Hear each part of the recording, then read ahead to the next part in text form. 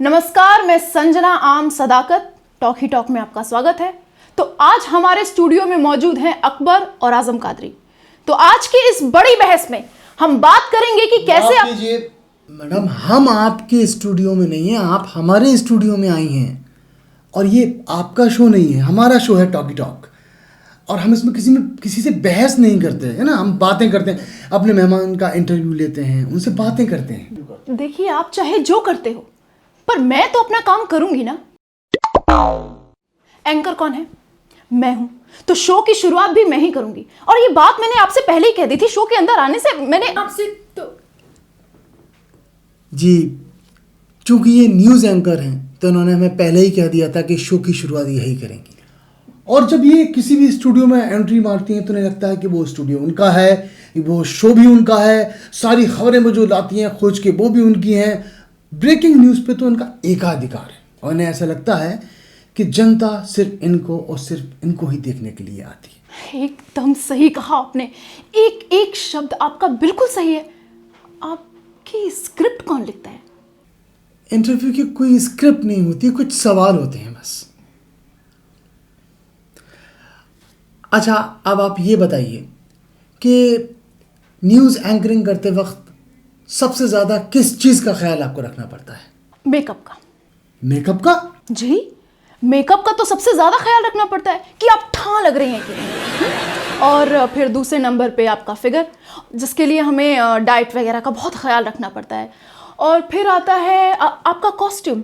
और मैं आपको एक बात बताऊं कि आजकल तो हमें कॉस्ट्यूम के मैचिंग का ही मास्क भी बनवाना पड़ रहा है। You know, Azam, this is getting so much difficult for us. भाई, हम लोगों ने तो सुना था कि हमारी फिल्म इंडस्ट्री की जो अदाकारा होती हैं, एक्ट्रेस, वो इन सब चीज़ों पर ज़्यादा ध्यान देती हैं। हाँ, मतलब आपने मुझ पर कभी गौर ही नहीं किया है क्या? गौर नहीं किया? अरे मतलब मुझसे भी ज़्यादा अच्छी एक्टिंग कोई कर पाएगा क्या? आपको पता है कितनी ज़्यादा मेहनत लगती है रियल एक्टिंग करने में। एकदम नेचुरल रहना पड़ता है कि ऑडियंस को पता ही ना चले कि मैं एक्टिंग कर रही हूँ। अरे लाखों दर्शक फैन है मेरे। हमें तो लगा था कि लोग आपकी न्यूज़ देखने आते हैं, आपकी रिपोर्ट्स देखने आते हैं। नहीं नहीं नहीं, जिस दिन ऑडियंस खबरें देखने आने लगी ना, उस दिन तो मेन स्ट्रीम न्यूज़ चैनल का काम खत्म। और मैं आपको बता दूं कि जितना खर्चा मेरी रोज़ के इस मेकअप का है ना, उतना हमारे रिपोर्टर्स की महीने की तनख्वाह नहीं है। अब आप खुद ही हिसाब लगा लीजिए कि क्या ज़्यादा इम्पोर्टेंट है।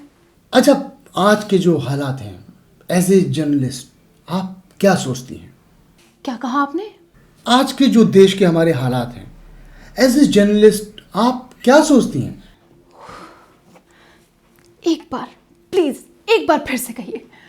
अरे आज़म के कहने का मतलब है कि जो देश के हालात हैं, जो माहौल है, as a journalist, as a पत्रकार आप क्या सोचती हैं? थैंक्स अ लॉट, आपने मुझे पत्रकार कहा। आपको पता है बाहर लोग मुझे क्या क्या कहते हैं? चाटुकार, गोदीकार, पत्तलकार, दल्ली, दलाल और पता नहीं क्या क्या। आपने मुझे पत्रकार कहा, आपका बहुत बहुत शुक्रिया। आपको न्यूज़ एंकर बनने का ख्याल कहाँ से आया? मैं बताती हूँ। उसकी सबसे बड़ी वजह तो ये रही कि मुझे बोलना बहुत पसंद था बचपन से ही। मतलब मैं हमेशा चाहती थी कि मैं सिर्फ बोलूं और लोग मुझे सुने। मैं किसी की सुनूं या ना सुनूं, लेकिन लोग सब मुझे सुने। तो आपने देखा ही होगा कि मेरे चैनल में मेरे अलावा और कोई नहीं बोलता, सिर्फ मैं बोलती हूँ और लोग मुझे सुनते हैं। फिर जिसे जो सोचना है वो सोचे।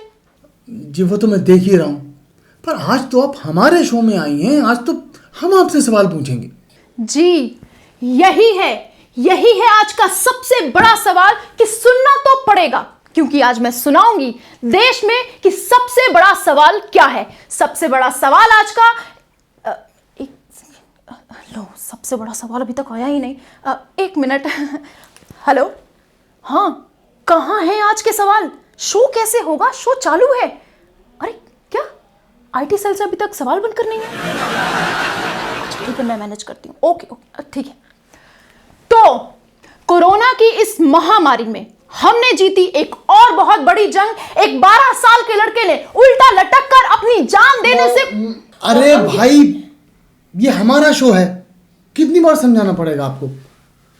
और आपको किसी से सवाल मंगाने की जरूरत नहीं है, सवाल तो हम आपसे कर रहे हैं। Oh sorry, I am really sorry, आदत है तो मैं ये I am sorry. Sanjana ji, आप प्राइम टाइम एंकर हैं, आपका शो बहुत बड़ा हिट है, तो ऐसे में आपके जो रिपोर्टर्स जमीन से खबरें लेकर आते हैं। जमीनी खबरें, और वो भी मेरे शो में? प्लीज, ओह माय गॉड, नहीं। फिर आप अपने प्रोग्राम के लिए मटेरियल कहाँ से कलेक्ट करती हैं, मतलब रिसर्च वगैरह कैसे करती हैं? व्हाट्सएप से। मैं 130 ग्रुप के साथ सीधे जुड़ी हुई हूँ।